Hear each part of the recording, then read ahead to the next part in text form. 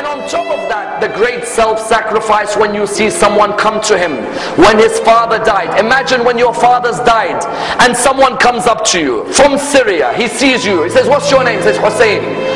Son of who? He says, son of Ali ibn Abi Talib. He said, may Allah curse you and curse your father Ali. If someone talked like that to you, how would you reply back to him?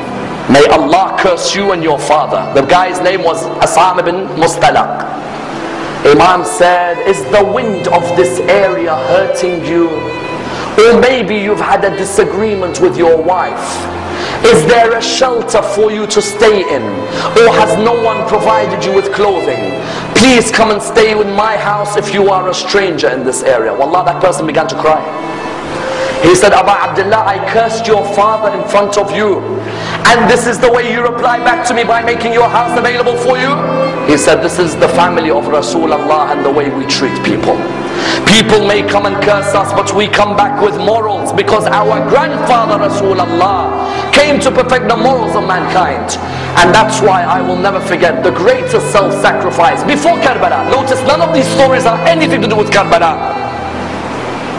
Before Karbala and the battle of Nahrawan, the soldiers who were caught by Ali ibn Abi Talib were standing there. One of the soldiers, you all know him very well. He was fighting Ali ibn Abi Talib on that day. He had some rope around his hands. It wasn't too tight, but it was around the hands. Imam al-Hussein was walking past. He saw that soldier. And the soldier looked at him and said, Hussein, I beg you, please remove this rope from around my hand, because the rope is causing nervousness in me. Remove it. And I'm asking you. Imam al-Hussein went back to his father. He said, oh my father, I'd like a favor from you. He said, what is it? He said, this person over there, do you see him? He said, yes, I see him.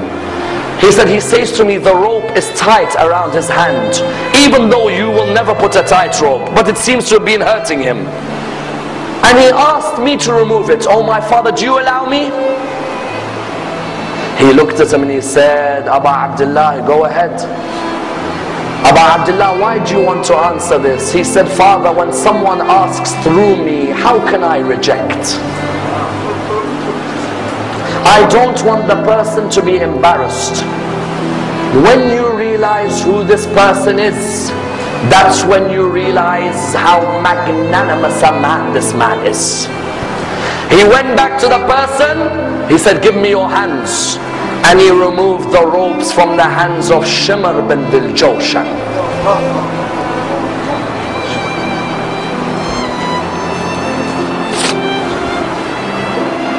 Tell me, which mercy did he show to you when he sat on your chest on the afternoon in Karbala?